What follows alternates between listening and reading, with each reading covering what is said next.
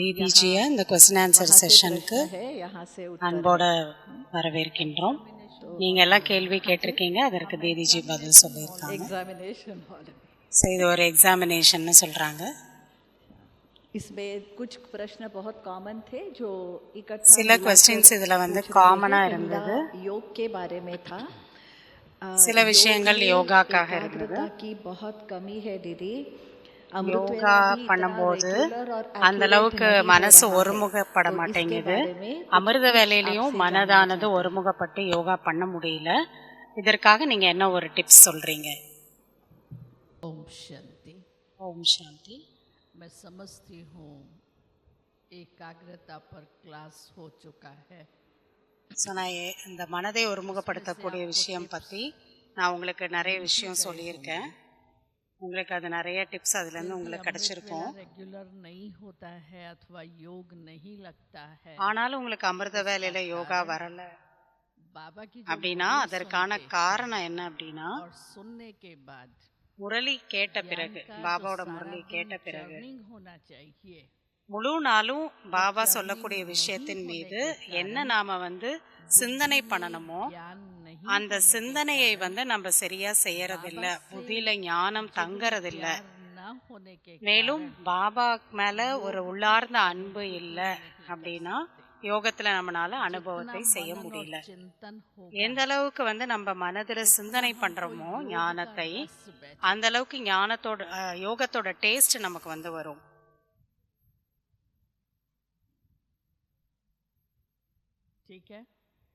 Okay தானே?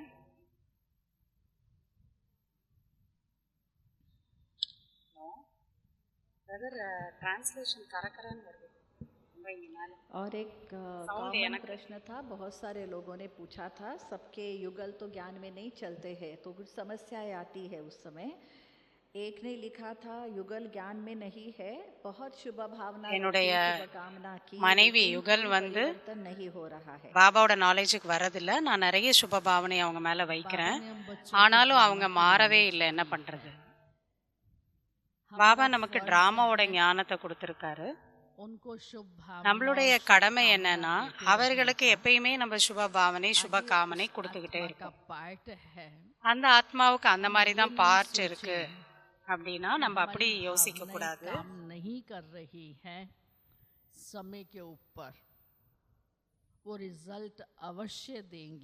கண்டிப்பா drama படி நம்ம என்ன விதை போடுறோமோ அதுக்கான ரிசல்ட் வந்து கொஞ்ச நாள்ல நமக்கு கிடைக்கும்.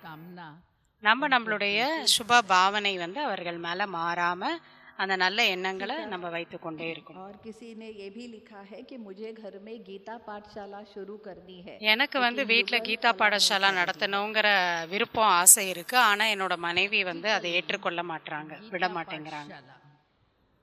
वही भाई बहन अपने घर खोल सकते हैं। கீதா பாடசாலா யார் திறக்க முடியும் அப்படின்னா யாரு வந்து 2 பேருமே கணவன் மனைவி ஞானத்துல இருக்காங்களோ அவங்க தான் வந்து கீதா பாடசாலா நடத்த முடியும். யாரு ஒருத்தர் மட்டும் இருக்காங்க ஒருத்தர் இல்லை ஞானத்துல அப்படின்னா அவங்க வந்து கீதா பாடசாலை வீட்டுல வந்து திறக்க வேண்டிய அவசியம் இல்லை. இல்லைன்னா நிறைய சண்டை சச்சரவுகள் அதனால ஏற்படும். நீ நல்ல பதில் சொன்னீங்க, ரொம்ப अभी एक है जो युगल मुहूर्त ही ज्ञान में चल रहा है दीदी, लेकिन फिर भी युगल है ना, என்னோட யுகல் வந்து ஞானத்துல இருக்காங்க. ஆனா வந்து நிறைய டிவி சீரியலே நிறைய பார்த்துட்டு இருக்கிறாங்க. பாபா நினைவில் ஞானத்துல அவ்வளோ இன்ட்ரெஸ்ட் இல்லாம இருக்காங்க. அப்ப என்ன பண்றது? பாபாவோட குழந்தைங்க இன்னைக்கு நிறைய பேர் டிவி சீரியல் பாக்குறாங்க. ராமாயணம் மகாபாரதம் சீரியல்லாம் நடக்கும்போது நிறைய பேர் அந்த மாதிரி டிவி சீரியல் பார்த்தாங்க. இப்ப நாங்க கூட பார்த்தோம். அப்ப தாதி பார்த்துட்டு சொன்னாங்க, பார்க்காதீங்கன்னு சொன்னா கூட பார்க்கக்கூடியவங்களா இருந்தாங்க அந்த டைம்ல.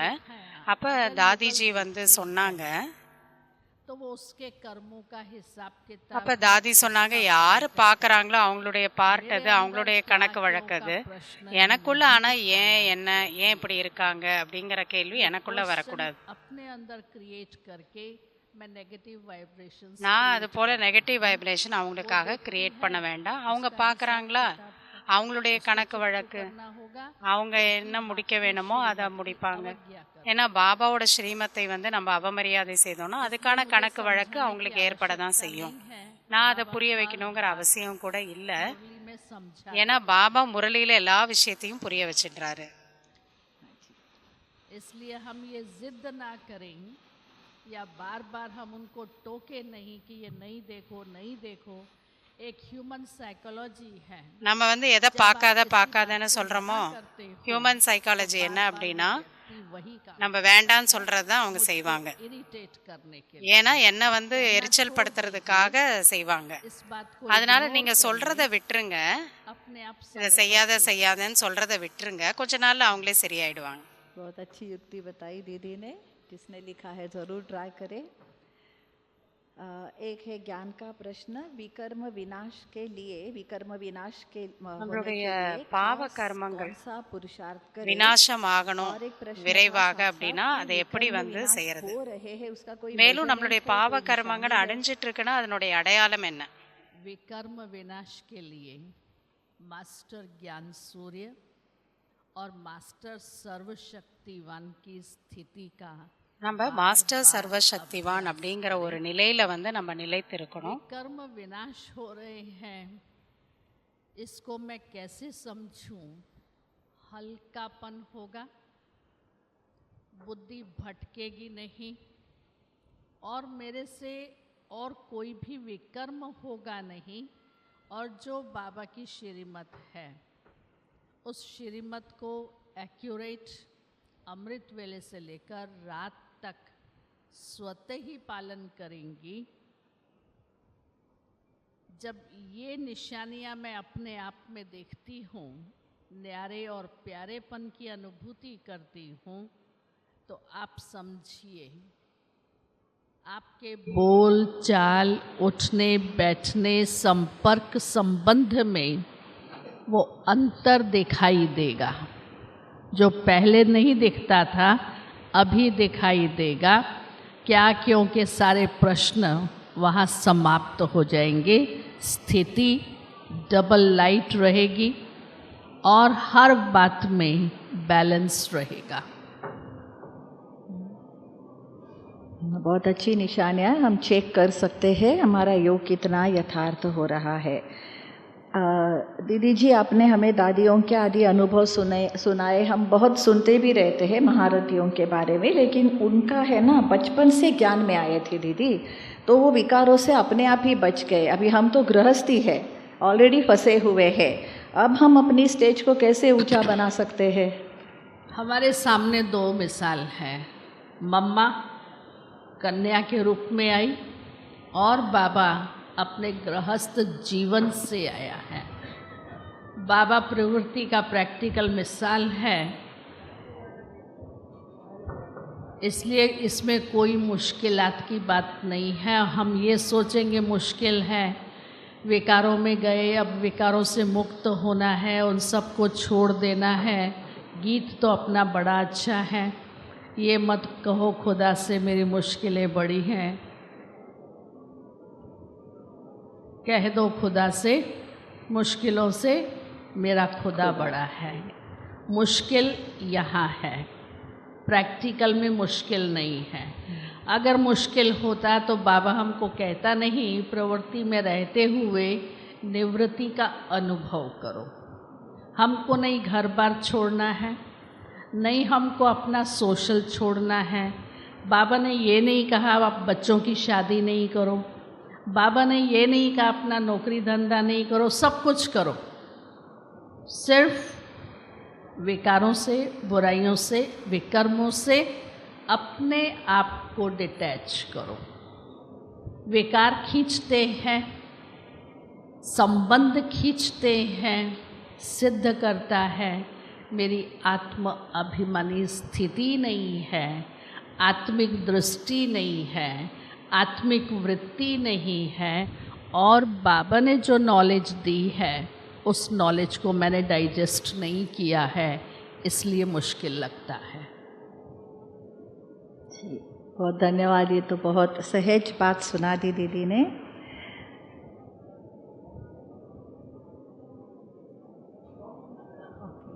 ट्रांसलेशन नहीं हो रहा है।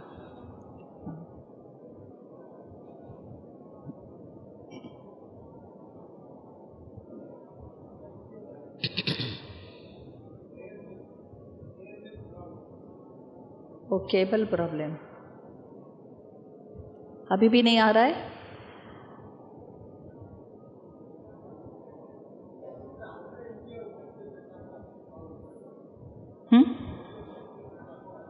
हाँ, ट्रांसलेशन हो गया सॉल्व। सुनाई दे रहा है ट्रांसलेशन இருக்கா? உங்க சொன்னாங்க ரெடி இருக்கா இல்லையே? இல்லைன்னா சிஸ்டர் கீழே வந்துட்டு பண்ணலாமா? हाँ हाँ सिस्टर कीले का आपका सोना sister can do it here. नहीं आ रहा है बोल रहे हैं। नहीं आ रहा है ना? नहीं आ रहा है। அவங்க இங்கே வருவாங்க।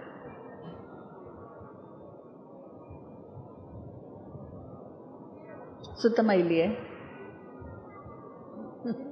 आवाज़ नहीं आ रहा है इसलिए हाँ इसीलिए उनको आवाज़ नहीं आ रहा है तो वही क्या सॉल्यूशन वो कर रहे हैं। हाँ या तो यहाँ आके करे ना, थोड़ा वेट करेंगे। हाँ ठीक है वो ठीक कर रहे हैं। जस्ट 2 मिनट वेट பண்ணுங்க சொன்னாங்க।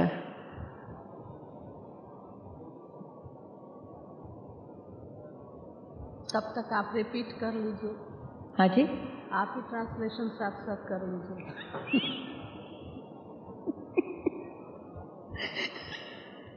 Best solution. ट्रांसलेशन वाले को यहाँ बुलाएंगे तो नीचे आके करने को बोलना नहीं तो।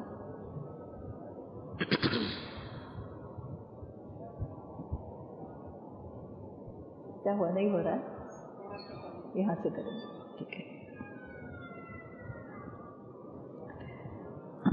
अच्छा अगला प्रश्न है, अभी विनाश के बारे में बहुत सुन रहे हैं तो ऐसे अंतिम समय पर एविल सोल के अटैक से अपने को बचाने का साधन क्या है? கொஸ்டின் என்னென்னா, கடைசி நேரத்தில் ஈவில் சோல்ஸ் நம்மளை அட்டாக் பண்ணும்போது அதிலிருந்து நம்மளை எப்படி காப்பாற்றிக் கொள்வது? बहुत बहुत बाबा के साथ योग पावरफुल चाहिए। पावरफुल योग चाहिए, ऑर्डिनरी नहीं।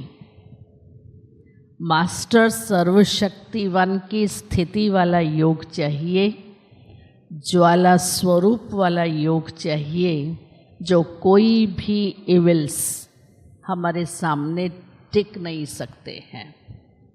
और ये उस समय योग करने की बात नहीं है।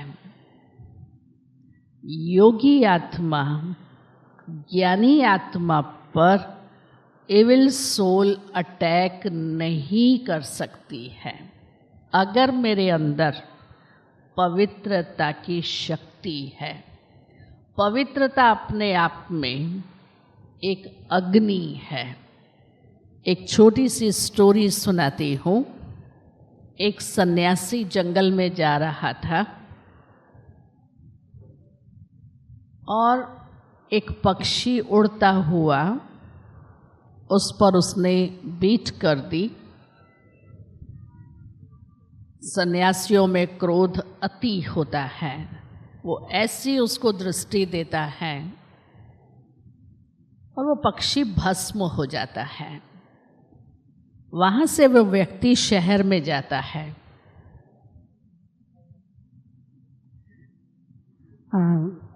தீதி சொல்கிறாங்க, நம்ம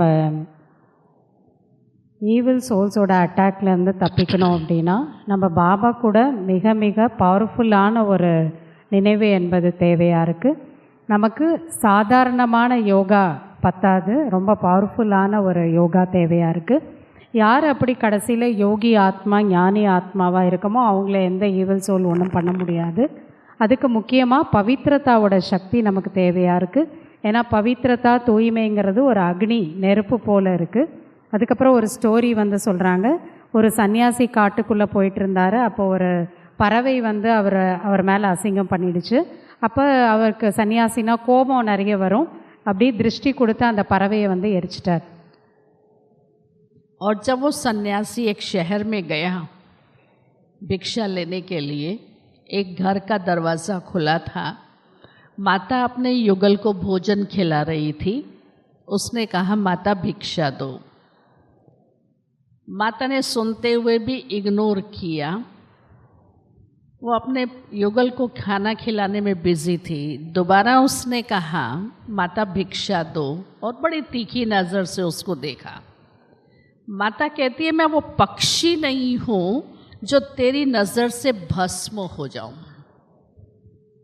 उसने कहा ये तो वहाँ थी नहीं, इसको कैसे पता पड़ गया? ஸோ அந்த நேரத்தில் அவர் அப்படி பண்ணிவிட்டு ஒரு ஊருக்குள்ளே போனார். அந்த ஊருக்குள்ளே போகும்போது ஒரு வீடு திறந்திருந்தது. அங்கே கணவன் மனைவி 2 பேர் இருந்தாங்க. கணவன் வந்து சாப்பிட்டுட்டு இருந்தார், இவங்க சாப்பாடு பரிமாறிட்டு இருந்தாங்க மனைவி. அந்த நேரத்தில் வந்து இவர் போயிட்டு எனக்கு சாப்பாடு கொடுங்கன்னு கேட்டார். ஆனால் அவங்க காதில் வாங்காமல் பிஸியாக இருந்தாங்க கணவனுக்கு பரிமாறுறதில். திரும்ப இன்னொரு வாட்டி செகண்ட் டைமும் கேட்டார் எனக்கு கொடுங்க அப்படின்னு.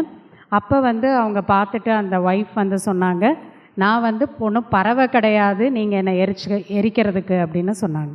அப்போ அவர் ரொம்ப ஆச்சரியமாக இருந்தது, எப்படி உங்களுக்கு தெரிஞ்சதுன்னு. पति को भोजन खिलाने के बाद में उस माता ने उसको भिक्षा दी और उसको कहा तुझे आश्चर्य हो रहा है कि मुझे कैसे पता पड़ा कि उस पक्षी को तूने भस्म किया है. तुझे अगर ये जानना है इस गांव में फलानी फलानी दुकान है, उस दुकान पे जाओ, वो भाई तुमको बताएगा कैसे हुआ. वो उस दुकान पर गया और वो भाई चमार था, जूते बनाता था. वो उसको कहता है तुझको उस माता ने भेजा है. उसकी बुद्धि चकरा गई. ஸோ அப்போ வந்து அந்த சன்னியாசிக்கு அவங்க சொன்னாங்க உங்களுக்கு எப்படி தெரியும் அப்படின்னு ஆச்சரியமாக கேட்டபோது நீங்கள் இந்த ஊரில் ஒரு கடை இருக்குது, அங்கே போயிட்டு ஒரு சகோதரர் இருப்பார், அவர்கிட்ட கேளுங்க சொல்லுவார் அப்படின்னு சொன்னாங்க.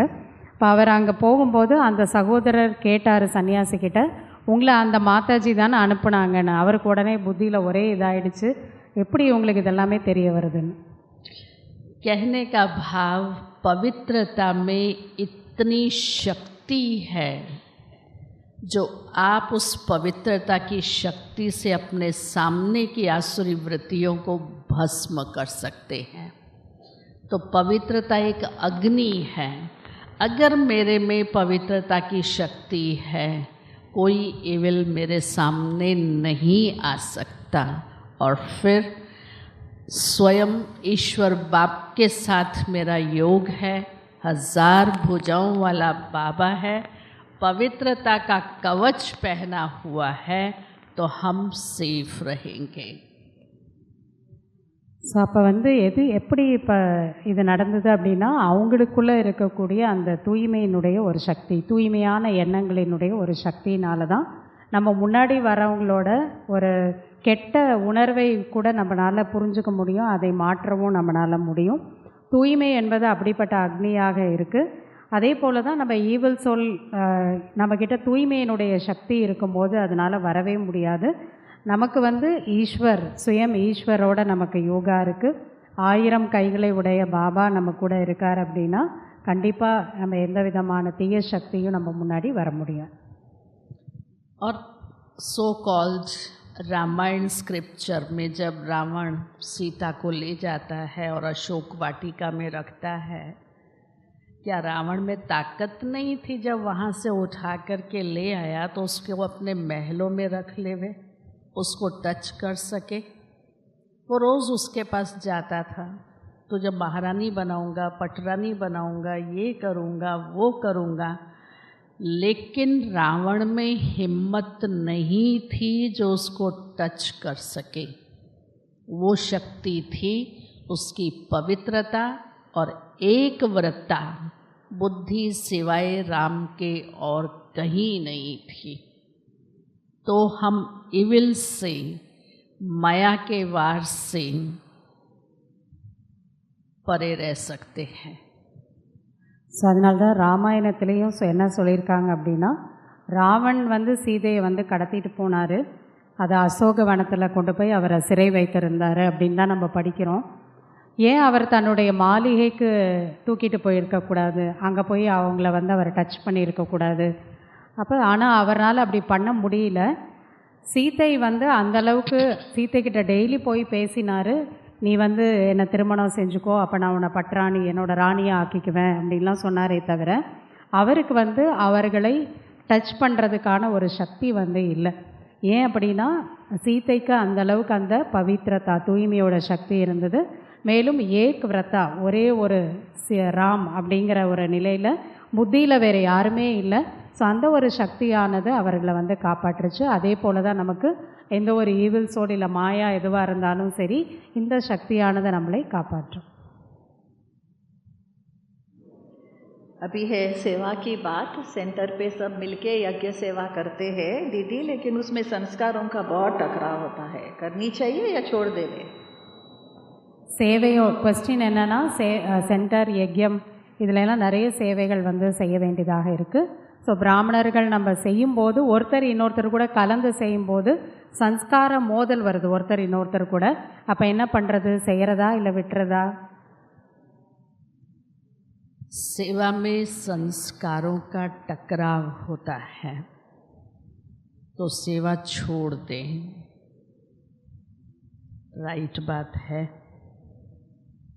हम जानते हैं हम सबको अपने 63 जन्मों का हिसाब किताब यहाँ ही चुकतू करना है।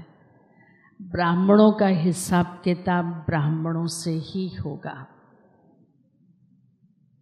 टकराव होता है, कोई बात सामने आती है, मैं थोड़ी देर के लिए किनारा कर दूँ, व्यर्थ में नहीं जाऊँ, नम्रचित होकर हम स्वीकार कर लें, ताली नहीं बजाए। जहाँ ताली बजेगी वहाँ टकराव होगा। बाबा सदा कहते, एक ने कही दूसरे ने मानी, नानक कहे दोनों ब्रह्म ज्ञानी। ஸோ என்ன சொல்கிறாங்க அப்படின்னா சேவையில் வந்து சன்ஸ்காரம் மோதல் அப்படிங்கிறது வரதான் செய்யுது. அப்போ நம்ம வந்து என்ன செய்யணும் அந்த நேரத்தில்னா இந்த விஷயத்தை நம்ம புரிஞ்சுக்கணும். நம்ம அனைவருக்குமே 63 பிறவிகளுடைய கணக்கு வழக்குகள் கண்டிப்பாக முடிக்க வேண்டியதாக இருக்குது. மேலும் பிராமணர்களுக்கு பிராமணர்கள் கூட தான் அதிகமான ஒரு கணக்கு வழக்குகள் இருக்கும். அதனால் நம்ம அந்த மாதிரி சூழ்நிலை இருக்கும்போது கொஞ்சம் நேரத்திற்காக அதை விட்டு நம்ம விலகி இருக்கலாம். மற்றபடி நம்ம வந்து எந்த விதமான வேஸ்ட்டில் வீணானதில் போகக்கூடாது. அந்த நேரத்தில் நம்ம பணி உடையவர்களாக இருந்து அதை நம்ம வந்து சால்வ் பண்ணணும். நம்மளும் சேர்த்து வந்து கை தட்டக்கூடாது. அப்படின்னா பாபா சொல்லுவார், ஒரு கை மட்டும் சத்தம் வராது இல்லையா, நம்மளும் சேர்ந்து சண்டை போட்டால் தான் வரும்.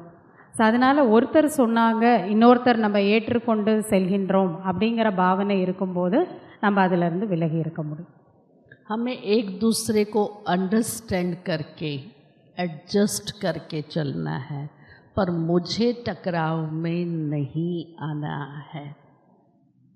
हाँ जी करके चलेंगी तो टकराव नहीं होता, वहाँ होगा जब ये कहे ऐसे करना है, ये कहे ऐसे नहीं करना है। ஸோ நமக்கு வந்து நமக்குள்ள ஒரு புரிதல் இருக்கணும், ஒருத்தர் அண்டர்ஸ்டாண்டிங் இருக்கணும். நம்ம ஒருத்தர் விட்டு கொடுத்து நம்ம வந்து செல்லக்கூடிய மனப்பான்மை இருக்கணும். ஒருத்தர் சொன்னால் இன்னொருத்தர் ஓகே அப்படிங்கிற சொல்லக்கூடிய மனப்பான்மை இருக்கணும். ஸோ அப்படி ஒருத்தர் இதை சொல்கிறாங்கன்னா நம்ம மாறி இல்லை இதை இப்படி செய்யணும்னு சொன்னாங்கன்னா இன்னொருத்தர் மாறி இல்லை இப்படி செய்யணும் அப்படிங்கிற விவாதத்துக்கு நம்ம போகக்கூடாது. ऐसे में मुझे अपने को विड्रॉ करके सेवा को आगे बढ़ाना है. நம்ம அந்த நேரத்தில் நம்மை நாம் அதிலிருந்து விலக்கி கொண்டு சேவையை வந்து முன்னேறி செய்ய வைக்கிறதுல தான் நம்மளுடைய கவனம் இருக்கும். थैंक यू दीदी। अभी है योग के बारे में एक फरिश्ता, अशरीरी और बीज रूप, ये तीनों अवस्थाओं का अभ्यास करने के लिए कैसे विजुअलाइजेशन करें? நம்ம வந்து அஷரீரி நிலை, பீஜ ரூப நிலை, ஃபரிஷ்தா நிலை, இந்த மூன்றையும் நம்ம அனுபவம் செய்கிறதுக்காக எந்த மாதிரியான விஷுவலைசேஷன் நம்ம உள்ளுக்குள்ளே செய்யணும்? अशरीरी स्थिति है, जितना आत्म अभिमानी स्थिति का अभ्यास करेंगे उतना शरीर के भान से परे होंगे।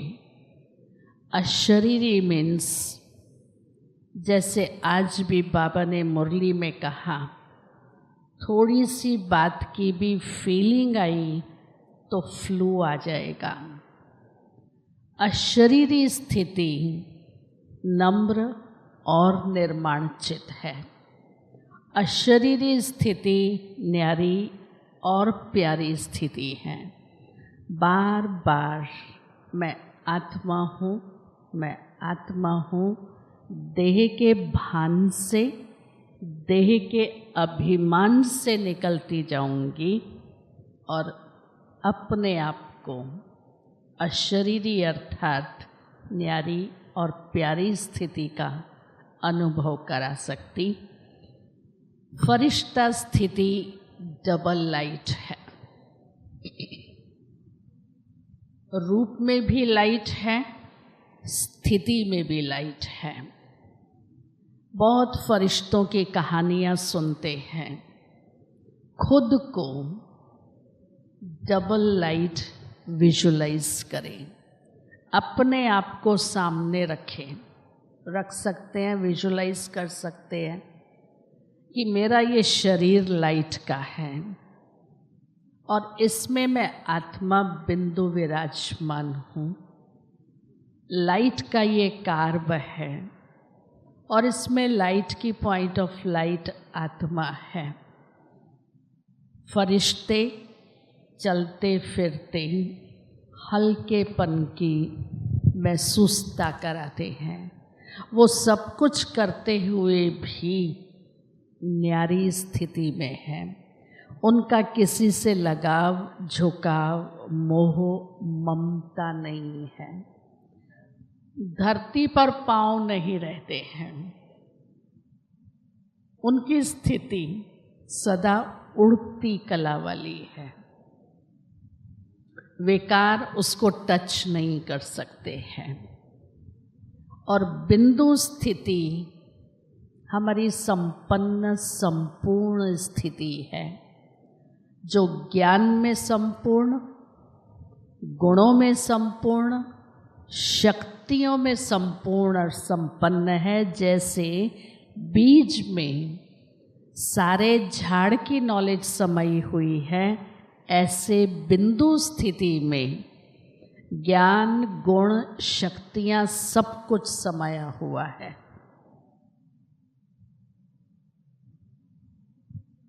தீதி என்ன சொல்கிறாங்கன்னா, அஷரீரி நிலை அப்படிங்கும்போது எந்த அளவுக்கு ஆத்ம அபிமானியாக இருக்கக்கூடிய ப்ராக்டிஸ் நம்ம செய்கிறோமோ, ஷரீர உணர்விலிருந்து நம்ம அடிக்கடி விலகி இருக்கக்கூடிய பயிற்சி செய்கிறோமோ, அந்தளவுக்கு அந்த நிலையை நம்ம அனுபவம் செய்ய முடியும். அஷரீரினா பாபா சொன்ன மாதிரி இன்றைக்கி எந்தவித விஷயத்துக்காகவும் நமக்கு ஃபீலிங் என்பது இருக்கக்கூடாது. ஃபீலிங் வந்தது அப்படின்னா நமக்கு ஃப்ளூ அப்படின்னா அந்த காய்ச்சல் என்பது வந்துடும், நம்ம வீக் ஆகிடுவோம். அஷரீரி நிலைனா பணிவான நிலை, பணிவு மற்றும் ஞாரி பியாரி நிலை, அதாவது அன்பான நிலையாகவும் இருக்கணும், ட்ரையானது கிடையாது, அதே விலகிய ஸ்திதியாகவும் இருக்கணும். அதற்கு நம்ம அடிக்கடி நான் ஆத்மாங்கிற பயிற்சி பண்ணணும். தேக உணர்விலிருந்தும் பலவிதமான தேக அபிமான உணர்விலிருந்தும் நம்ம விலகி இருக்கக்கூடிய அன்பான விலகிய ஸ்திதியினுடைய அனுபவம் தான் அஷரீரி நிலை. மேலும் ஃபரிஷ்தா நிலைனா டபுள் லைட், ரூபம் அதுவும் லைட்டாக இருக்குது, லேசாக, அதாவது நம்மளுடைய சொரூபம். மேலும் நம்மளுடைய ஸ்திதியும் லேசாக இருக்குது, லைட்டாக இருக்குது. ஃபரிஷ்தாவோட கதை என்ன சொல்கிறாங்க அப்படின்னா, டபுள் லைட், அதை ஒளி ரூபமாக காட்டியிருப்பாங்க. அப்படி நாம் நம்மை நாமளே முன்னாடி வச்சு விஷுவலைஸ் பண்ணிக்கணும். என்னுடைய உடல் இப்பொழுது லைட் உடலாக இருக்குது, ஒளியினால் ஆக்கப்பட்ட உடலாக இருக்குது. நான் ஆத்மா அதுக்குள்ளே ஒரு ஜோதிர் பிந்துவாக இருக்கேன், ஒரு லைட்டோட ஒரு ஒளி வட்டத்தில் நான் இருக்கேன். அப்படி நம்ம விஷுவலைஸ் பண்ணிக்கணும். ஃபரிஷ்தானாலே லேசான தன்மையை மற்றவங்களுக்கு அனுபவம் செய்ய வைக்கிறவங்க. அவங்க எங்கே போனாலும் நடந்தாலும் எல்லா விதமான காரியங்களை அவங்க செய்தாலும் கூட எப்பயுமே லேசாக இருக்கக்கூடியவங்க. அவர்களுக்கு யார் மீதுமே எந்த விதமான பற்று, மோகம் இதெல்லாம் இருக்காது. அவங்களுடைய கால்கள் இந்த பூமியிலே வந்து இருக்காது. எப்பயுமே அவங்களோட ஸ்திதி வந்து பறக்கும் நிலையில் வந்து இருக்கும். எந்த விதமான வீணானதும் அவங்கள டச் பண்ணவே முடியாது. மேலும் பிந்து நிலை அப்படின்னா சம்பன்னமான சம்பூர்ணமான நிலையாக இருக்குது. பிந்து நிலைனா ஞானம், குணம், சக்திகள் அனைத்துலேயுமே நிரம்பி இருக்கக்கூடியதாக ஃபுல்லாக இருக்கக்கூடியவங்க. எப்படி ஒரு விதையில் வந்து எல்லா விதமான மரத்தினுடைய சாரம் ஞானம் இருக்கோ, அதே போல் பிந்து நிலையில் ஞானமும் இருக்கும், குணமும் இருக்கும், அனைத்து சக்திகளும் நிரம்பி இருக்கும். वो हर बात में फुल होगा, नॉलेजफुल, पावरफुल, सक्सेसफुल, मास्टर ज्ञान का सागर, मास्टर पवित्रता का सागर, सुख का सागर, शांति का सागर, मास्टर सर्वशक्तिमान, सबके में संपन्नता और संपूर्णता की वो स्थिति है. பிந்து நிலைங்கிறது அது போல் என்னென்னலாம் ஆத்மாவோட குணங்கள் இருக்கோ, ஞானத்தின் கடல், எல்லா குணங்களின் கடல், சக்தியினுடைய கடல் அப்படின்னு சொல்லப்படுதோ மாஸ்டர் எல்லாத்துலேயுமே. இப்போ அது எல்லாமே சம்பூர்ண முழுமையாக நிறைந்திருக்கிறது, அதனுடைய முழுமையான நிலையில் இருக்கிறது. இதுதான் வந்து பிந்து ரூபத்தோட ஸ்டேஜ். दीदी अभी ऊपर रेडी है, ऊपर रेडी है FM ट्रांसलेशन का, ऊपर जाके करते. ओके.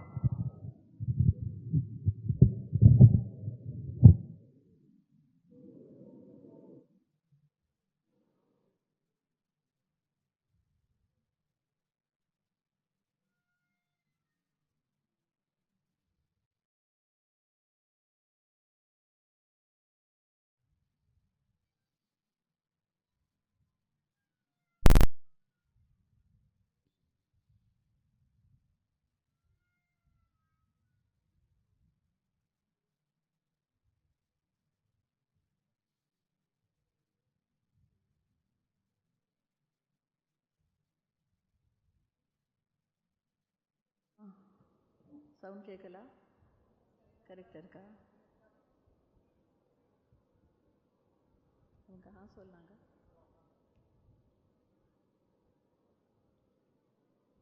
ஓகேவா?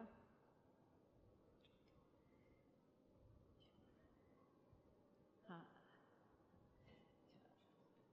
दीदी, बहुत श्रद्धा से जो भक्त भक्ति करते हैं उसके बावजूद उन्हें कुछ दुख दर्द सहन करना पड़ता है. अभी हम तो ज्ञान में आ गए, हमको भी कभी कभी ऐसा ही दुख दर्द सहन करना पड़ता है. ये क्या है? बाबा ने हम बच्चों को कर्मों की गुह्य गति समझा दी है. कर्मों का हिसाब किताब तो கர்மத்தினுடைய கணக்கு வழக்குகள், हमको खुद को ही सेटल करना होगा. கர்மத்தினுடைய கணக்கு வழக்குகள் பற்றி பாபா வந்து புரிய வச்சிருக்காரு நமக்கு. होकर के नहीं करते हैं. நம்ம துக்கம் வந்தா கூட துக்கமாகி அதை கழிப்பதில்லை. பாபாவோட நினைவில் को दुख को रोग எந்த ஒரு கர்மத்தினால நமக்கு அது ஏற்பட்டிருக்கோ, அது நோயா இருக்கட்டும், பிரச்சனையா இருக்கட்டும், சூழ்நிலையாக இருக்கட்டும், அதை நம்ம ஏற்றுக்கொண்டு நம்ம கணக்கு வழக்குன்னு புரிஞ்சுட்டு நம்ம அதை கழிக்கிறோம். सजाएं कम होती जा रही, நம்ம புரிஞ்சுக்கிறோம் என்னுடைய தண்டனை அனுபவிக்கிறதுல இருந்து योग की स्थिति. நான் வந்து இப்ப தப்பிக்கிறேன். இப்ப இருக்கும்போது எனக்கு ஞானம் இருக்கு, அது மூலமா நான் ஈஸியா கழிக்கிறேன். அப்படி வந்து நமக்கு நம்மளுடைய ஒரு கண்ணோட்டமே மாறிடுச்சு. கஷ்டங்கள் வரும்போது துக்கத்தை நம்ம அனுபவிக்கிறது இல்லை. நான் ஒரு கர்மத்தை செய்திருக்கேன் அப்படின்னா அந்த கர்மத்தோட கணக்கு வழக்க நான் தானே முடிக்கணும், மற்றவர்கள் செய்ய முடியாது. ஏன்னா அவங்களுக்கு அந்த ஞானம் இல்லை. பாபா நமக்கு தான் அந்த ஞானம் கொடுத்துருக்காரு. அதனால நமக்கு துக்கம் என்பது ஏற்படுறதில்ல. உடலினுடைய கணக்கு வழக்கு இருக்கு. நோய் வருதுன்னா ரொம்ப உலகத்துல கஷ்டப்படுறாங்க, கத்துறாங்க, எனக்கு இப்படி எல்லாம் வந்துருச்சேன்னு. ஆனா பாபாவோட குழந்தைகள் பாருங்க, எந்த உடல் நோய் வந்தாலும் அவங்க அப்படி கதறதில்ல, கஷ்டப்படுறதில்ல, துக்கப்படுறதில்ல. ஏன்னா அவங்க கிட்ட ஞானம் இருக்கு, புரிஞ்சுக்கிறாங்க. இது என்னுடைய கணக்கு வழக்கு, இது வந்து கிளியர் ஆயிட்டு இருக்கு. தண்டனை அங்க போய் அனுபவிக்கிறதுல இருந்து நான் வந்து தப்பிக்கிறேன், இந்த உடல் வந்து பாவனம் ஆயிட்டு இருக்கு, அப்படி புரிஞ்சுக்கிறாங்க.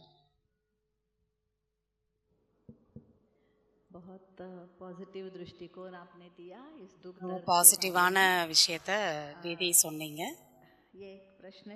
அடுத்த கேள்வி என்னன்னா, சென்டர்ல வந்து टोटल पैसा कम है சென்டரில் வீடு கட்டணும், ने कहा ஸ்டூடெண்ட்ஸ் கம்மியாக இருக்காங்க, ले सकते அதனால நம்ம வெளியிலேருந்து நம்ம விஐபிஸ் கிட்ட ஸ்பான்சர் வாங்கி கட்டலாமா, तो இல்லை எங்களால் கொடுக்க முடியலன்னா வெளியே வந்து லோன் வாங்கி பாபாக்கு நம்ம சகயோகம் பண்ணலாமா?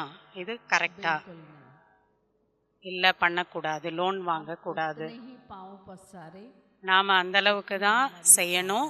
எந்த அளவுக்கு நம்ம வந்து முடியுமோ அந்த அளவுக்கு தான் நம்ம செய்யணும். उतना ही बनाए, நம்மளால் எவ்வளவு நம்ம கெப்பாசிட்டி இருக்கோ அந்த அளவுக்கு தான் நம்ம வந்து डोनेशन लेना है।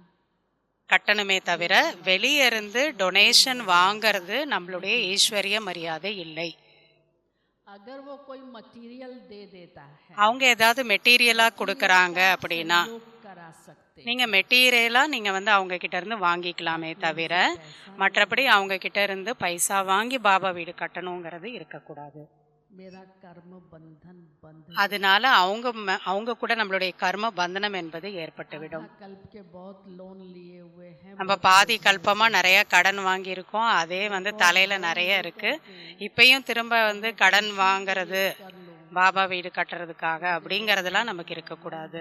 அப்போ அடிக்கடி நமக்கு அட்டென்ஷன் வந்து நான் கடனை வந்து அடைக்கணுங்கிறதுல தான் வரும். अब सेटल करने का समय है। அப்போ இப்போ நம்ம கணக்கு வழக்க முடிக்க வேண்டிய நேரம், ஆனால் புதிய கடன் வாங்கி புதிய கணக்கு வழக்க உருவாக்கிடக்கூடாது. ले सकते हैं नहीं ले सकते, அதனால லோன் நம்ம வாங்கக்கூடாது. अभी सभी ने गोल्डन जुबली के बारे में सुना और எல்லாரும் கோல்டன் ஜூப்ளியை பற்றி எல்லாரும் சொன்னீங்க. நம்மளுடைய சிஸ்டர்ஸும் எங்களுக்கு சொல்கிறாங்க, கோல்டன் ஜூப்ளி வருது, ஏஞ்சல் ஹவுஸ் வந்து உருவாக்கணும், மதுபன் போகணும், சம்மான் சமாரோ இது போல் சொல்கிறாங்க. ஏன்னா அவங்க சென்டர் நடத்துறதுக்காக என்னென்ன விஷயங்கள் இருக்கோ அதை சொல்கிறாங்க. ஆனால் நாங்கள் எப்படி இதை பேலன்ஸ் பண்ணுறது, இதை நீங்கள் எப்படி நீங்கள் கைடு பண்ணுங்க? आप में से कोई जवाब दे, நீங்கள் யாராவது இதுக்கு பதில் சொல்லுங்க அப்படின்னு சொல்கிறாங்க. सॉल्यूशन है, இதுக்கு என்ன தீர்வுங்கிறத நீங்கள் சொல்லுங்கள். आंसर देंगे என்ன ஆன்சர் கொடுக்கலாம் இதுக்கு? जी। क्या बोला?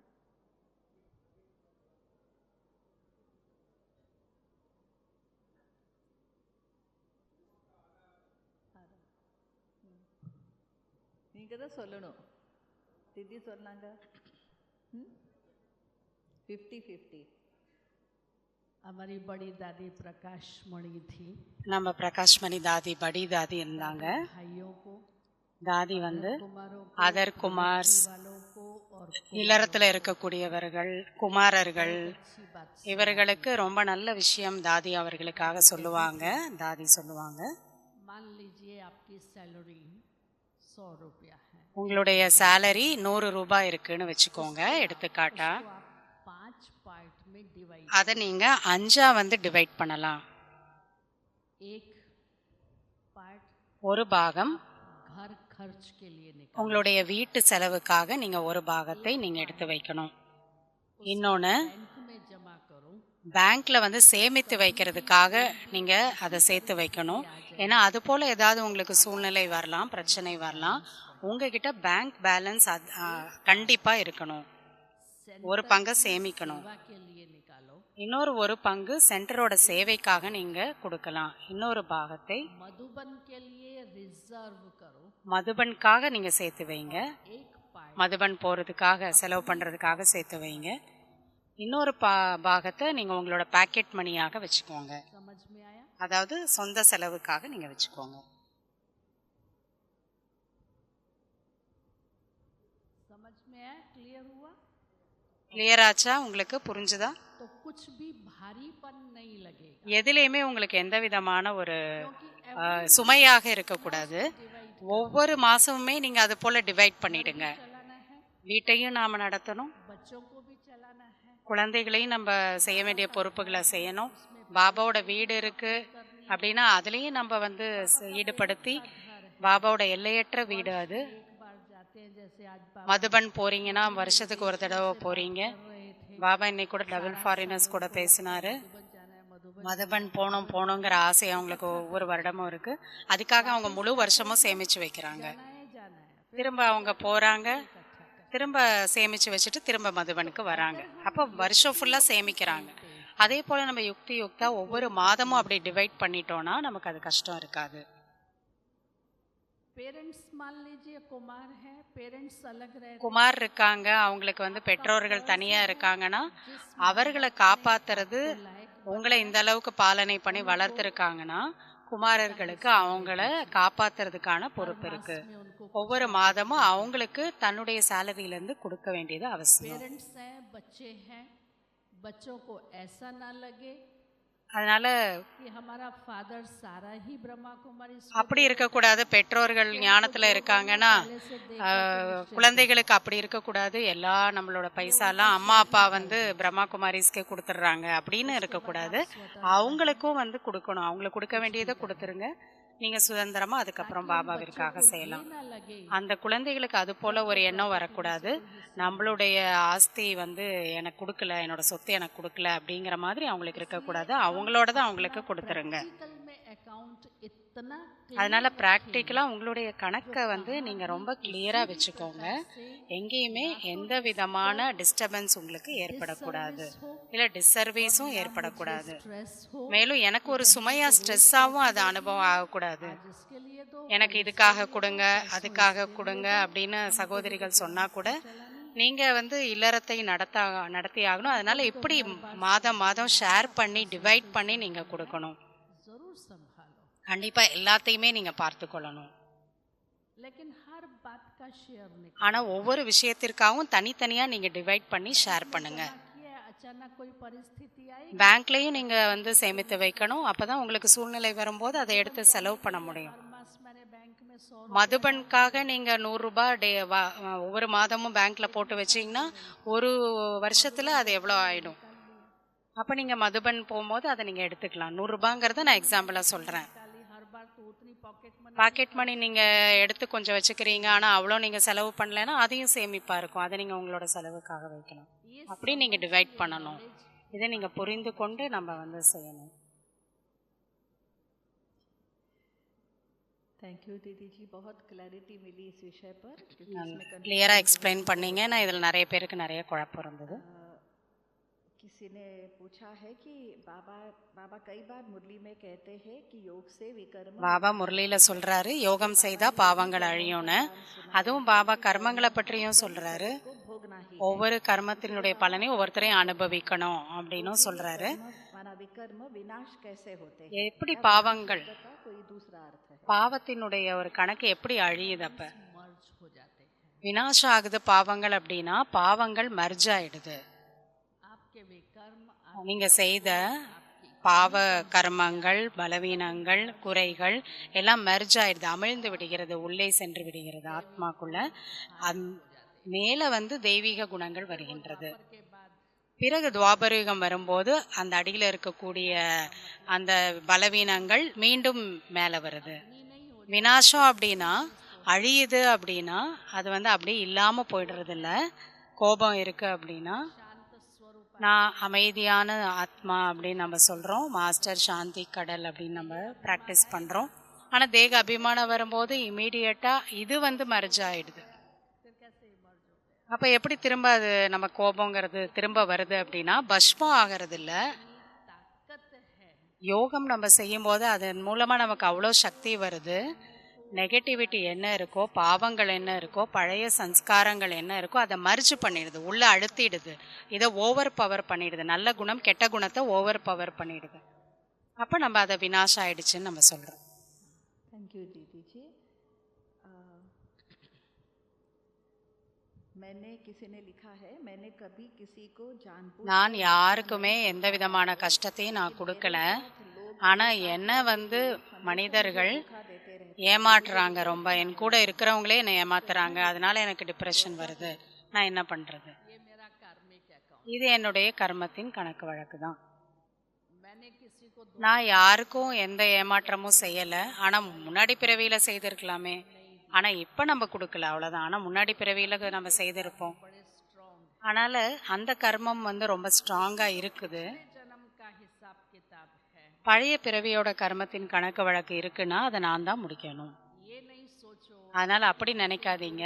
हार नहीं कर, நான் யாருக்கிட்டையுமே எந்த ஒரு கெட்டதும் செய்யலையே, யாருக்கும் धोखा नहीं, யாரையும் நான் ஏமாத்தலையே, யாருக்கும் கெட்டது செய்யலேன்னு நினைக்காதீங்க. நமக்கு ஏன் இப்படி செய்கிறாங்கன்னு நினைக்காதீங்க. ஏன்னா என்னுடைய கடந்த காலத்தினுடைய கடந்த ஜென்மத்தினுடைய கணக்கு வழக்காக நான் கிளியர் பண்ணணும். நீ அடிக்கடி நம்ம இப்படி சிந்திச்சோன்னா நான் யாருக்குமே ஒன்றும் செய்யலையேன்னு அப்போ நமக்கு டிப்ரெஷன் வரும். பாபா என்ன சொல்கிறாரு, என்ன வருதோ அதை கணக்கு வழக்க முடிச்சுட்டு லேசாகிடுங்க. அவங்களுக்கு யோகத்தோட வைப்ரேஷன்ஸை கொடுங்க. இவங்க ஏன் இப்படி செய்கிறாங்க அப்படிங்கிற கேள்வியை விட்டுருங்க. அவங்களுக்கு பாபாவோட நினைவின் வைப்ரேஷன்ஸை அவங்களுக்கு கொடுங்க. அப்போ அந்த நினைவினுடைய பலம் மூலமாக அந்த கர்மிக் அக்கௌண்ட்டை நம்ம செட்டில் பண்ண முடியும். धन्यवाद दीदी जी। किसी ने ये लिखा है कि मुझे घर से ज्ञान में चलने के लिए बहुत विरोध है। வீட்டில் ஞானத்தில் போகிறது ரொம்ப விரோதம் பண்ணுறாங்க. அதனால் நான் என்ன செய்யனாலும் பொய் சொல்லி தான் நான் செய்ய வேண்டியதாக இருக்குது. ஆனால் அப்படி பொய் சொல்கிறது எனக்கு பிடிக்கவும் இல்லை. ஆனால் சொல்லி செஞ்சுட்டா சண்டை வரும், இல்லை டிஸ்சர்வீஸ் ஆகும். அதனால என்ன பண்ணுறது, இப்படி பொய் சொல்லிகிட்டே இருக்கலாமா? இதை நம்ம பொய்ன்னு சொல்ல முடியாது, இதை யுக்தியாக நடந்துக்கிறதுன்னு சொல்லலாம். நான் தவறான ஏதாவது காரியம் செய்தாதான், கர்மம் செய்தாதான், இல்லை நான் உன்னை மற்றவங்களை மிஸ்யூஸ் பண்ணாதான் அப்போ நம்ம பொய் சொல்கிறதுன்னு அர்த்தம். நான் வீட்டில் சொல்லிட்டு போனேன், நான் ஃப்ரெண்டு வீட்டுக்கு போகிறேன்னு சொல்கிறோம். ஆனால் நம்ம ஃப்ரெண்டு வீட்டுக்கு போகிறேன்னு சொல்லிட்டு சினிமாவுக்கு போகிறோம் அப்படின்னா அது பொய். ஆனால் நான் சென்டருக்கு போனோம், ஆனால் வீட்டில் பந்தனம் இருக்குது, அதனால போய் சொல்லிட்டு போகிறேன். நான் ஃப்ரெண்டு வீட்டுக்கு போகிறேன்னு சொல்லிட்டு சென்டருக்கு போயிட்டேன். அப்போ நான் ஒன்றும் தவறான காரியம் செய்கிறதுக்காக சென்டருக்கு போகல, பிராப்தி அடையிறதுக்காக நான் போகிறேன். நான் கற்றுக்கிறதுக்காக போகிறேன், புரிஞ்சுக்கிறதுக்காக போகிறேன் ஞானத்தை. அப்போ பாபா அதுக்காக என்ன சொல்கிறாரு, யுக்தியாக நடந்துக்கோங்கன்னு சொல்கிறேன். இது பொய் கிடையாது. धन्यवाद दीदी, ये बहुत अच्छी बात थी। युक्ति अलग है, झूठ अलग है। ஸோ பொய்ங்கிறது தனி, யுக்திங்கிறது தனி. मैंने सारा ज्ञान तुम्हें दिया है। பாபா சொல்றாரு எல்லா ஞானமும் நான் உனக்கு கொடுத்துருக்கேன்னு சொல்றாரு. नहीं दिया, जैसे कि एडवांस पार्टी है। பாபா சில ஞானம் சொல்லலை, கிருஷ்ணனோட ஜென்மத்தை பற்றி சொல்கிறதில்ல, வினாசம் எப்போ வரும் டேட்டு சொல்லலை, கிருஷ்ணன் எப்போ பிறப்பாரு, வினாசம் எப்போ ஆகும்னு சொல்கிறதில்ல. அப்போ ஏன் அது வினாசத்தோட டேட்டு சொன்னாங்க அப்படின்னா அது கூடயும் என்னோட முயற்சி கூட எந்த கனெக்ஷனும் இல்லை. கிருஷ்ணன் எப்போ பிறக்கிறாரு அதுக்கும் எனக்கும் எந்த சம்பந்தமும் இல்லை. அட்வான்ஸ் பார்ட்டி பற்றி பாபா என்ன பண்ணிட்டு இருக்காங்க அதை பாப்தாதா நிறைய முரளியில் சொல்லியிருக்காரு. நான் இன்னைக்கு என்னோட உடலை விட்டுட்டேன் அப்படின்னா உலகத்தோட விநாசத்தை பற்றி எனக்கு என்ன, அது கூட எந்த கனெக்ஷனும் இல்லை. நான் என்னுடைய சரீரம் அழிஞ்சு போயிடுச்சு அப்படின்னா அந்த விநாசம் என்ன முயற்சி வைக்கக்கூடியது இல்லை. உலகத்தோட விநாசம் 75லே விநாசம் ஆகிடும்னு பாபா முன்னாடி சொன்னார். நான் அப்படிதான் நான் நினச்சிட்டு சரண்டர் ஆனேன் அப்படின்னு தீதி சொல்கிறாங்க. 75லே விநாசம் ஆகிடும், அதனால் ரொம்ப சீக்கிரமாக நான் சரண்டர் ஆகணுன்ட்டு ஆர்வத்தோட சரண்டர் ஆனேன். 70லே நான் சரண்டர் ஆனேன், ஆனால் இப்போ வரைக்கும் விநாசம் நடக்கவே இல்லை. 75 போய் எவ்வளோ வருஷம் ஆச்சு. முயற்சி கூடயும் விநாசத்து கூடயும் எந்த ஒரு சம்பந்தமும் இல்லை. அட்வான்ஸ் பார்ட்டி என்ன பண்ணிட்டு இருக்காங்க, அதை நான் தெரிஞ்ச என்னோட முயற்சியை நான் அதிகரிக்கிறதுக்கு என்ன இருக்கு. அவங்க பார்ட்டை தெரிஞ்சுட்டு நம்ம என்ன செய்ய போறோம். அவங்க குப்தமாக சத்தியுக ஸ்தாபனைக்கான ஒரு காரியத்தில் உதவியாளர்களாக இருக்கிறாங்க. ஸ்ரீகிருஷ்ணன் எப்போ ஜென்மம் எடுப்பார், நான் அவர் ஜென்மம் எடுக்கும் போது இருக்க போகிறேன்னா என்ன, இருக்கவே மாட்டேன் நான். சரி, இதெல்லாம் வீணான விஷயங்கள், இதில் நம்ம போக வேண்டாம். நம்ம திருப்தியாக நம்ம இருப்போம்.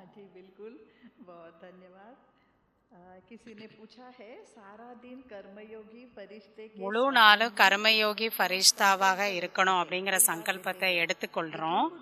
ஆனால் அதிக சமயம் அதில் இருக்க முடியறதில்ல. அதுக்காக ஏதாவது நீங்கள் டிப்ஸ் சொல்லுங்கள். ஒன்று நம்ம அடிக்கடி நமக்கு நாமளே ப்ராக்டிஸ் செய்து கொள்ளணும். முழு நாள்லையும்